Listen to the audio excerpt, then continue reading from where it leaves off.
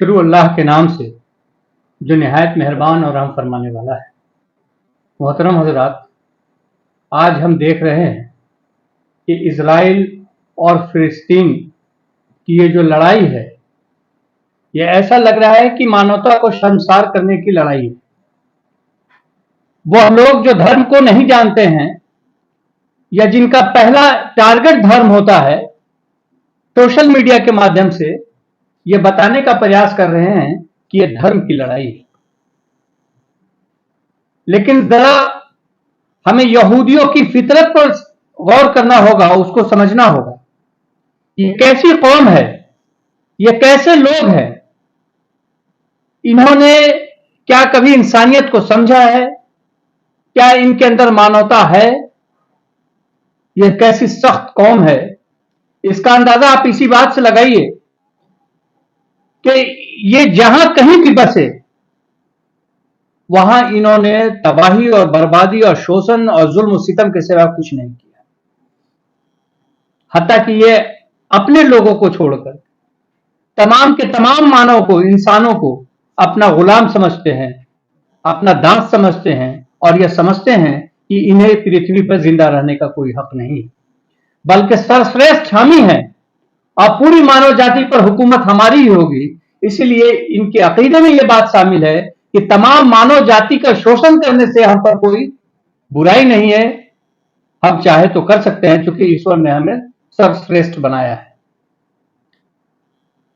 अब आइए जरा देखते हैं कि यह यहूदी जो है वो कैसे वजूद में आया। अगर हम तारीख का मुताला करें, इतिहास का मुताला करें, तो यह बात समझ में आती है कि हजरत इब्राहिम अलैहिस्सलाम की दो औलाद, हजरत इसहाक अलैहिस्सलाम और हजरत इस्माइल अलैहिस्सलाम, ये दो औलादें हजरत इब्राहिम अलैहिस्सलाम की हुई। उसमें हजरत इसहाक अलैहिस्सलाम से फिर नबूवत का एक सिलसिला से चला और हजरत याकूब अलैहिस्सलाम के 12 बेटे हुए और हजरत याकूब अलैहिस्सलाम का ही दूसरा नाम बनी इसराइल रखा गया। उन्हीं के औलाद में एक कबीला हुआ यहूदा और ये नस्ल वहीं से फिर चली, यहूदी नस्ल। इनकी तारीख ऐसी बदतरीन है कि अल्लाह ताला ने इसे जमीन पर एक निशानी के तौर पर रखा है। आप देखें कि जब हजरत मूसा अलैहिस्सलाम के साथ रहा यही यहूदी, ये बनी इसराइल, तो उन्हें भी चैन सुकून से नहीं रहने दिया। जब भी अल्लाह का हुक्म आता तो वो उसके खिलाफ करते। इसीलिए अल्लाह ने फिलिस्तीन की जमीन को उस वक्त भी इनके लिए 40 साल तक उस फिलिस्तीन को इन पर हराम कर रखा था। सिर्फ यही नहीं, बल्कि इनके पास जितने भी ईशदूत आए, इन्हीं के खानदान में, इन्हीं के कबीले में, इन्हीं की कम्युनिटी में, जिसमें हजरत जकरिया अलैहिस्सलाम थे, हजरत यहिया अलैहिस्सलाम थे और भी कितने पैगंबर आए, तो इन लोगों ने उन्हें भी चैन से नहीं रहने दिया, बल्कि उनका कत्ल तक किया। हत्ता कि आखिरी पैगंबर जो उनके पास आए, हजरत ईसा अलैहिस्सलाम, रोम के एम्पायर के राजी करके इन लोगों ने उन्हें भी सूली पर चढ़ा दिया। ये इनके अकीदे में है। हालांकि अलग बात है कि अल्लाह रब्बुल इज्जत ने उन्हें जिंदा उठा लिया, लेकिन ऐसी बदतरीन कौम है कि अल्लाह रब्बुल इज्जत ने इन पर लानत ऐसी मुसल्लत कर रखी है कि इनके पूरी दुनिया में कोई इनकी अपनी जगह नहीं है। अगर इनका तारीख हम देखें तो 1290 में यहूदियों को इंग्लैंड से निकाला गया, 1349 में यहूदियों को हंगरी से निकाला गया, 1394 को फ्रांस से निकाला गया, 1431 को ऑस्ट्रेलिया से निकाला गया, 1492 में यहूदियों को स्पेन से निकाला गया और 1497 में यहूदियों को पुर्तगाल से निकाला गया और 1597 में यहूदियों को मिलान से निकाला गया और 1941 में जर्मनी से निकाला गया। और ये पूरी दुनिया में ऐसे ही यह कौम जो है रही। और इन तमाम के बाद 1948 में जब फिलिस्तीन के लोगों ने उन्हें शरण दिया और अक़वाम मुत्तहिदा ने, संयुक्त राष्ट्र संघ ने उन्हें बसाया वहां, तो इन लोगों ने धीरे धीरे धीरे धीरे पूरे फिलिस्तीन पर कब्जा कर लिया और फिलिस्तीन को दो छोटे छोटे हिस्सों में रख दिया। ये एक ऐसी साजिश है, दुनिया के तमाम देशों की अपनी सीमाएं हैं, लेकिन दुनिया की वाहिद ऐसा यह जमीन पे इलीगल कब्जा है फिलिस्तीन के, जो इसराइलियों ने किया हुआ है, यहूदियों ने किया हुआ है, जिनकी सीमाएं बढ़ती चली जाती हैं। इनकी कोई सीमा नहीं है। जो अहद है इन्होंने जो किया है कि यही हमारी सीमा है, ये सीमा नहीं है। ये ग्रेटर इजराइल की जो बात ये मंसूबे में रखते हैं, उसमें कई कंट्रीज का सीमा आता है और ये सबको कब्जा करना है। ये बड़ा मंसूबा है जिसमें 4-5 स्टेट, ये जो पट्टी आप उनके झंडे पर देखते हैं नीले कलर का, वो दरियाए नील और दरियाए फिरात, ये दोनों उनके मंसूबे का पार्ट है, हिस्सा है। यानी मेडिटेरेनियन सी जो है वहां तक इनको कब्जा करना है। और टर्की का भी कुछ इलाका, बाज़ लोगों ने कहा है कि टर्की का भी कुछ इलाका जो कुस्तुल्तनिया है, वो वहां तक इन्हें जाना है। तो ये ऐसी अजीम मंसूबा लेकर के ये चल रहे हैं। इनकी साजिश आज से नहीं है। इनकी साजिश पैगंबर रसूल जनाब मोहम्मद सल्लल्लाहु अलैहि वसल्लम ने जब इनके साथ समझौता किया, तब भी इन्होंने वहां धोखा दिया। इनका काम हमेशा धोखा देना है। इसीलिए आप देखिए कि जब यूरोप से उन्हें भगाया गया, जब हिटलर ने उन्हें भगाया, तो दुनिया के किसी मुल्क ने उन्हें शरण नहीं दी। यहां तक कि अमेरिका चाहता तो अपने यहां रख सकता था, इतनी बड़ी जगह खाली थी उनके पास। कनाडा के पास कितनी जमीनें हैं, पूरा यूरोप खाली था, लेकिन उन्होंने जिस जगह को चुना वो फिलिस्तीन का इलाका चुना। क्यों चुना? क्योंकि उनको मालूम था कि अगर हमने इन्हें यहां बसाया तो ये सिवाय फितना के कुछ नहीं बर्पा करेंगे और हमेशा के लिए हमारे लिए परेशानी का सबब बनेगी और हमेशा हमारे यहां, हमारे देश में उथल पुथल होती रहेगी। इसीलिए उन्होंने इस बदतरीन कौम को मुसलमानों के सीने में गाड़ दिया। वक्त नसर के हाथ इनकी जो कुटाई हुई है, इन्हें जब बेदखल किया गया वहां से, इन्होंने एक नबी गुजरे हैं अरमैया नबी करके, इनको जो तकलीफें दी, इनकी नसीहतों पर जो उन्हें तकलीफें दी, जो परेशान किया, तारीख में ऐसी बदबख्त कौम नहीं मिलती जिन्होंने अपने नबियों को बेतहाशा सताया, उन्हें कत्ल और गारत किया उनके साथ। ऐसी बदतरीन कौम है कि अल्लाह रब्बुल इज्जत ने इन पर जिल्लत और रुसवाई मुसल्लत कर रखी है। ऐसे यहूदियों के बारे में जो नबी अकरम सल्लल्लाहु अलैहि वसल्लम ने बात कही, उस पर हमें गौर करना चाहिए। ये कितनी जबरदस्त हदीस आपने बयान फरमाई।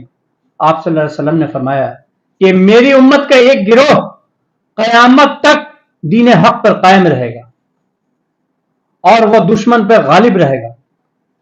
उसका बुरा चाहने वाला, उसके इख्तलाफ करने वाले, उनकी आइडियोलॉजी को नहीं मानने वाले, ऐसे तमाम लोग इसके सिवा उनका कुछ नहीं बिगाड़ सकते हैं कि उन्हें कुछ तंगदस्ती का सामना करना पड़े, उन्हें आर्थिक तंगी का सामना करना पड़े, यही बिगाड़ सकते हैं। और यह हालत तब तक रहेगी जब तक कि अल्लाह उसी हालत पर रखना चाहे। साहबा इकराम ने पूछा, अल्लाह के रसूल सल्लल्लाहु अलैहि वसल्लम, वह लोग कहां के होंगे? आप सल्लल्लाहु अलैहि वसल्लम ने फरमाया कि वह लोग फिलिस्तीन और उसके आसपास के लोग होंगे। आप गौर कीजिए कि दुनिया की सबसे बड़ी ताकत कही जाने वाली कौम और वह लोग जो दुनिया के सबसे बड़े ताकतवर माने जाते हैं, उन तमाम का सपोर्ट मिलने के बावजूद इसराइल की ऐसी क्या ताकत है, क्या फिलिस्तीन निहत्ते फिलिस्तीनियों की ऐसी कौन सी ताकत है जो इन्हें चमाटे पर चमाटा मारती है और चली जाती है? और ये 75 साल में ये उन लोगों को खत्म नहीं कर पाए पूरी दुनिया मिलकर के, जिसको आप टेररिज्म कहते हैं, जिसको टेररिस्ट कहते हैं। आप गौर कीजिए कि इतनी बड़ी ताकत होने के बावजूद चंद अफराद को आप खत्म नहीं कर पाते हैं, हालांकि उसके जगह पर लाखों मासूमों को मार देते हैं, लाखों बच्चों, हजारों आदमियों का आपने कत्ल कर रखा है। बावजूद ये गिरोह पर आप काबू पे नहीं पा सकते। आपको गौर करना होगा इस बात पर, यह सोचना होगा कि असल में یہ معاملہ کوئی آئیڈیولوجیکل نہیں ہے, یہ لڑائی کوئی دھارمک نہیں ہے, یہ لڑائی ہے اس بات کی جو یہ کرتے آ رہے ہیں.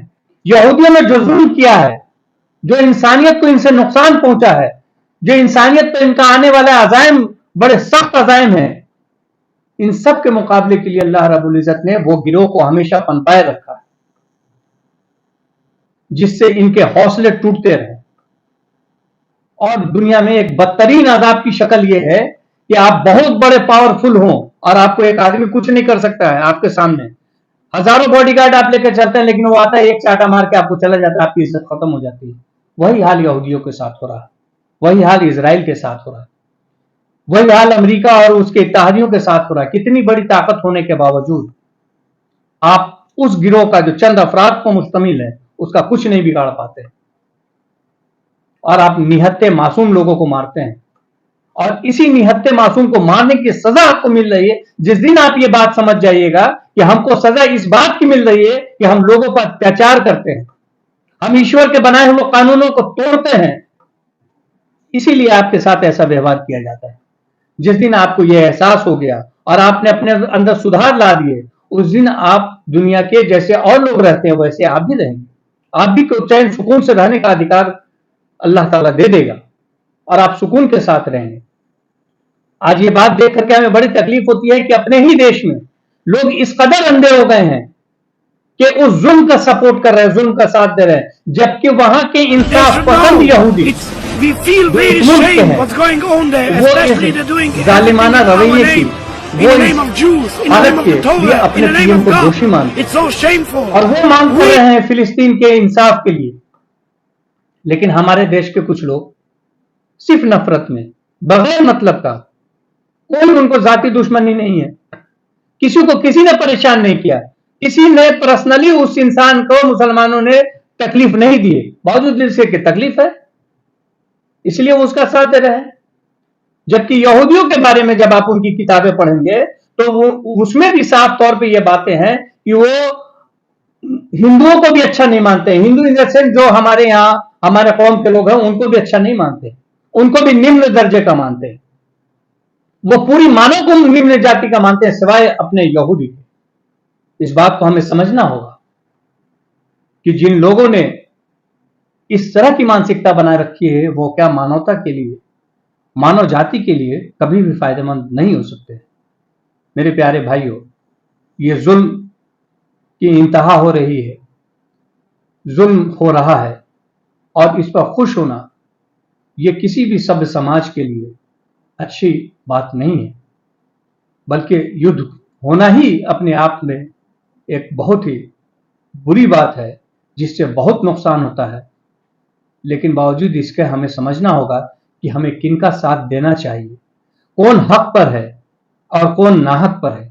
نہ اس میں جاتی کام آنی چاہیے, نہ اس میں دھرم کام آنا چاہیے. غلط کرنے والا جو بھی ہو اس کے خلاف میں آواز بلند کرنا یہ صحیح انسان کا کرتویہ ہے. جو انسان نیک ہوتا ہے, جو انسان اچھا ہوتا ہے, وہ اپنے مذہب کے بارے میں بھی اگر اس کے کچھ لوگ غلط کر رہے ہیں تو اس کو غلط کرنے کی طاقت ہونی چاہیے. اس لیے رسول اللہ صلی اللہ علیہ وسلم نے فرمایا کہ اگر تمہارا باپ بھی غلط ہو تو تم کو اس کے خلاف کھڑے ہونا ہے. آپ ایسا اسلام شکشا دیتا ہے. اس لیے ہم کبھی بھی ظلم کے خلاف, چاہے کوئی بھی مسلم کنٹری اگر ظلم کرتا ہو تو ہم اس کے خلاف ہی رہیں گے. یہ ایک مسلمان کے لیے ضروری ہے کہ جس پر ظلم ہو رہا اس کے ساتھ کھڑا ہو, اور جو ظلم کر رہا اس کے وروਧ میں کھڑا ہونا چاہیے. وآخر دعوانا ان الحمد للہ رب العالمین.